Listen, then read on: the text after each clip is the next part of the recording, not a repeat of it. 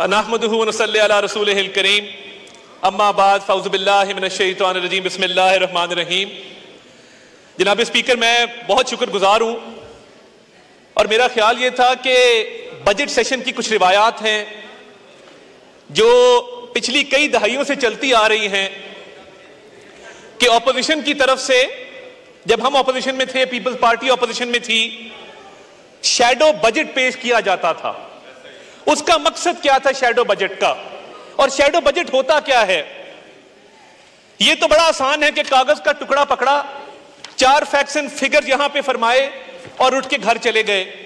Shadow budget में मेहनत लगती। हमने जॉइंट एक्सरसाइज की थी जब हम ऑपोजिशन में बैठते थे कि अगर हम हुकूमत में होते तो हम इस बजट की बजाय एक बेहतर बजट कैसे ला सकते थे। कौन से टैक्सेस हैं जिनको कम किया जा सकता था, कौन सी सब्सिडीज हैं जिनको कम किया जा सकता था, कौन से तबकात हैं जिनको मजीद रिलीफ दिया जा सकता था। मगर अफसोस की बात यह है कि तनकीद बराए तनकीद चलती है। किसी ने जहमत नहीं की कि पहली दफा भी कई मेंबर आए हैं, उनको बताया जाए कि एक शैडो बजट तैयार किया जाए, एक शैडो कैबिनेट तैयार की जाए और ऐसी तजावीज लाई जाएं जो बामकसद भी हों, बामानी भी हों, जिनसे इस्लाह भी की जा सके। अब इस बजट के अंदर प्रॉब्लम क्या है? क्या यह प्रॉब्लम है कि नॉन फाइलर्स को इसके अंदर पीनलाइज किया गया है, नॉन फाइलर्स को डिस्करेज किया गया है, नॉन फाइलर्स पे पाबंदी लगाई गई है कि वो टैक्स नेट के अंदर आए? एतराज किस बात पे है कि सरकारी मुलाजमीन जो 1 से 16 ग्रेड के थे उनकी 25% तनख्वाह में इजाफा किया गया है? एतराज किस बात पे है कि मिनिमम वेज में इजाफा किया गया है? एतराज किस बात पे है कि इंडस्ट्री की बिजली सस्ती की गई है? एतराज किस बात पे है कि पाकिस्तान के फॉरेन एक्सचेंज रिजर्व्स जो इनके जमाने में 15 दिन का कवर था आज 2 महीने का कवर है? एतराज किस बात पे है कि स्टॉक एक्सचेंज नए रिकॉर्ड कायम कर रही है, 78,000 क्रॉस कर गई है? एतराज किस बात पे है? मैं पूछना चाहता हूं, ये 47 की आवाजें आएंगी, ये 804 की, 408 की, 420 की आवाजें आएंगी, बजट की कोई बात नहीं करेगा, कोई शैडो बजट पेश करने की जिसारत नहीं करेगा। और कल जो इस हाउस में हुआ, देखिए, बड़ी, हम कई दहाइयों से हमारे बुजुर्ग भी इस हाउस के मेंबर रहे हैं, बहुत सारे लोग हैं जिनके साथ हमारा खुशी गमी का ताल्लुक आज भी कायम है। नजीर जट साहब की बेटी बैठी है, लाली साहब बैठे हैं, चट्टा साहब के साहबजादे यहाँ तशरीफ रखते हैं, एम हमजा साहब के बेटे बैठे हैं। कल जो हुआ, जो फाजिल मेंबर यहाँ खड़े हुए हमारी पार्टी में रहे हैं, अपनी इन आंखों से, अपने इन कानों से नवाज शरीफ साहब को आका कहते देखा है, भाई बाप कहते देखा है। आप कॉन्ट्रडिक्ट कर दें। मस्ती खेल साहब 5 साल हमारे एमपीए थे, ये ना करें। देखिए, वो जालिब ने कहा था ना कि जब हम खुशामद करने पे आते हैं सियासी लीडरों की तो जमीन आसमान के कलाबे मिलाते हैं। तू खुदा का नूर है, अकल है, शऊर है, कौम तेरे साथ है, तेरे ही वजूद से मुल्क की निजात है, तू है मेहर सुबह नौ, तेरे बाद रात है, बोलते जो चंद हैं सब ये शरपसंद है। यानी ये जब इस तरफ बैठे थे तब भी हम हाथ जोड़ के समझाते थे। मैंने तो तब कहा था कि तेनू जुल्म तो डकना नहीं, बस इन्नी गल समझानी है, वेले दी है वाग वैरिया साडे हाथ भी आनी है, असी ते पागल दीवाने आ, तू साडे नाल ना वैर बधा, असी ते जान तली ते रखी, तू नस नस जान बचानी है। और देखिए, भागना बड़ा आसान था। जब मरियम नवाज शरीफ साहिबा को वालिद के सामने गिरफ्तार किया, निकल सकते थे। जब फरियाल तालपुर साहिबा के अस्पताल में रेड पड़ा, निकल सकती थी। ये जो नस नस जान बचानी, इसकी मुझे तब समझ आई जब फवाद चौधरी साहब ऐसा भागे कि रुकने का नाम ना लिया। मैं, देखिए, कल इस मुल्क का एक तारीखी दिन था। मैं माइनॉरिटीज पे बात करना चाहता हूं। मैं 70,000 क्रिश्चियन वोटर्स को रिप्रेजेंट करता हूं। मेरे हल्के के जोसेफ कॉलोनी, मरियम कॉलोनी, मेरे हल्के में बहार कॉलोनी, जहां पे 70,000 क्रिश्चियन वोटर्स रहते हैं, जो एक यहां पे सड़कों के ऊपर इंसाफ करने का एक ट्रेंड बन चुका है, इसको खत्म करना होगा।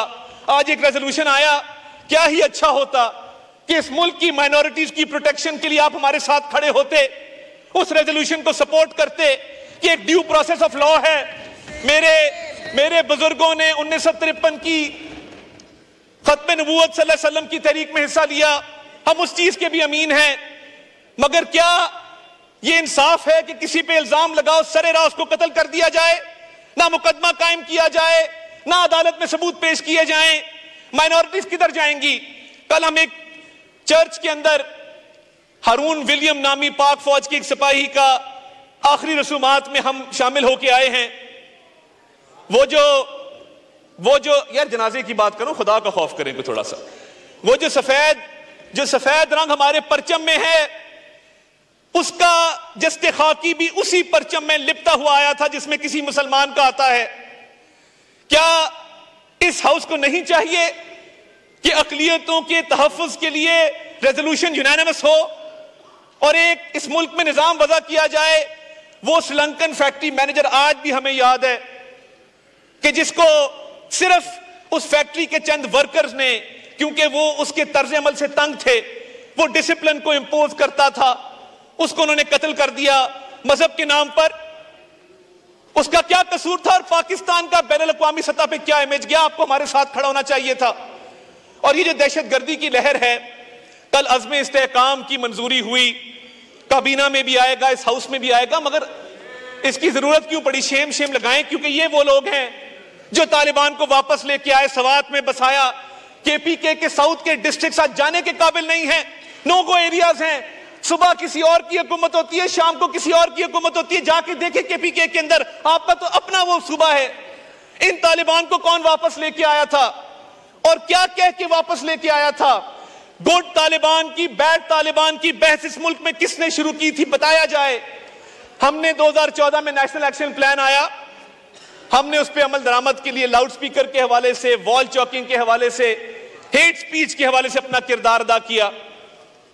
मगर फिर एक हुकूमत आई जिसने बताया कि तफरीक है, एक गुड तालिबान है, एक बैड तालिबान है। मगर जब किसी पाकिस्तानी फौजी के, सिपाही के, पुलिस वाले के, रेंजर्स के, सिविलियन के सीने पे गोली लगती है, तो वो गोली पे ये नहीं लिखा होता कि ये गुड तालिबान की गोली है या बैड तालिबान की गोली है। जब ये मैयतें घर में आती हैं तो जो कोहराम मचता है उसका अंदाजा नहीं लगाया जा सकता। जनाब स्पीकर, कुछ फैसला तो हो किधर जाना चाहिए, कुछ फैसला तो हो किधर जाना चाहिए। पानी को तो अब सर से गुजर जाना चाहिए। हर बार एड़ियों पर गिरा है मेरा लहू, मक्तल में अब बतर्ज़े दिगर जाना चाहिए। वो चल सकेंगे क्या जिनका फकत मसला ये है कि जाने से पहले रख्ते सफर जाना चाहिए? वो चल सकेंगे क्या जिनका फकत मसला यह है कि जाने से पहले रख्ते सफर जाना चाहिए? और तोहमत लगा के मां पे जो दुश्मन से दाद ले, ऐसे सुखन फरोश को मर जाना चाहिए।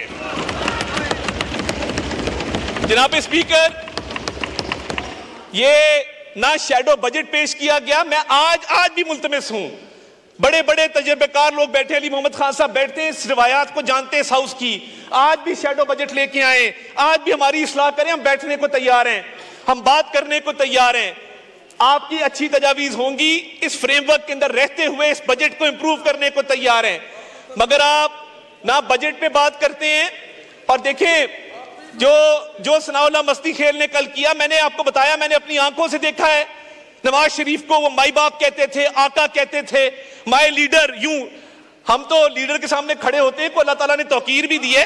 यूं खड़े होके, यूं हाथ बांध के खड़े होके माई लीडर कहते, मैंने खुद देखा है सनाउल्लाह मस्ती खेल को।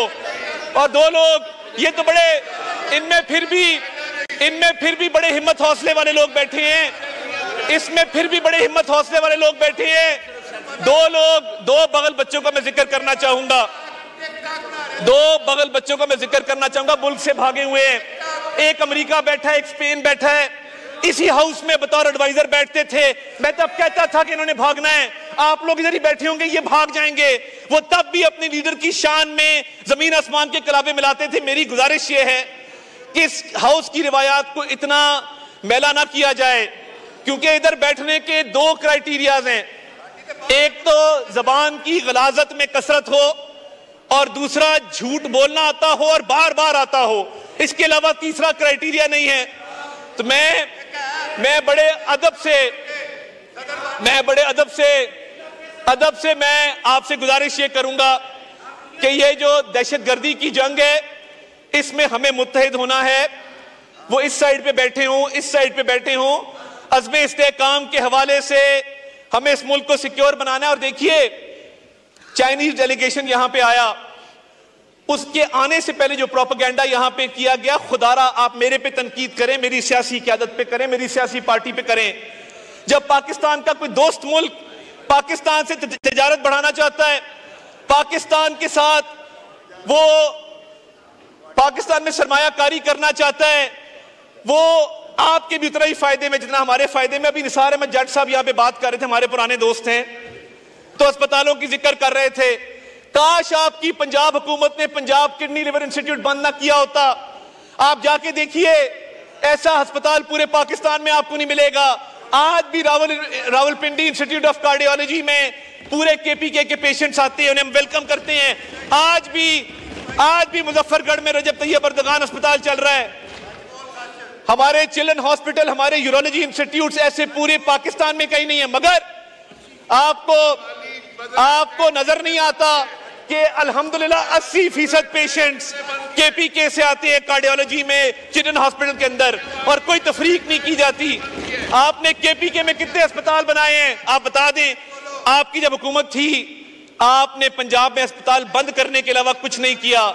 तो इस मुल्क की खातिर कम अज कम दहशतगर्दी की इस जंग में, दहशतगर्दी के खात्मे के लिए कोई गुड तालिबान बैड तालिबान नहीं है। और मैं समझता हूं कि इसके लिए खून भी देना पड़े, इसके लिए जान भी कुर्बान करनी पड़े। इस मुल्क को आमीन, इस मुल्क को इंशाअल्लाह ताला हमें सिक्योर बनाना है, इन्वेस्टमेंट के लिए, ट्रेड के लिए। और देखिए, मैं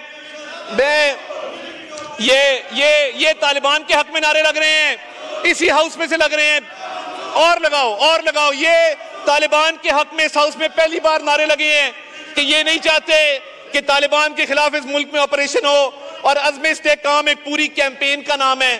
तो मैं जनाब डिप्टी स्पीकर, यही मेरे नकात थे। मैं चाहता था कि इनको भी थोड़ा सा आगाही दी जाए कि जिन चीजों के ऊपर हम मिल बैठ सकते हैं, दहशतगर्दी की जंग हो, शैडो बजट के हवाले से हो, तो काइंडली यहां से गालम गलोच ना करें, यहां से सिर्फ अपने लीडर की खुशामद ना करें, कोई ऐसी तजावीज लेके आए जिस पे हम अमल दरामद कर सके। मैं बड़ा शुक्रगुजार हूं, आपने मौका दिया, और मैं चाहता हूं कि अगर अभी भी इनके पास बजट के हवाले से कोई तजावीज हैं तो उनको शामिल भी किया जाएगा, बातचीत भी की जाएगी। मगर यहां पे मैं समझता था काबिलियत का फुकदान है, इधर नीयत का भी फुकदान है। ना काबिलियत है, ना नीयत है, ना ये कुछ करना चाहते हैं, ये सिर्फ इंतशार फैलाना चाहते हैं, और ये चाहते हैं कि पाकिस्तान गैर मुस्तहकम हो, और हम अज़्म इस्तेहकाम पे अमल पैरा होंगे और इस पाकिस्तान को अजीम बनाएंगे इंशाअल्लाह ताला।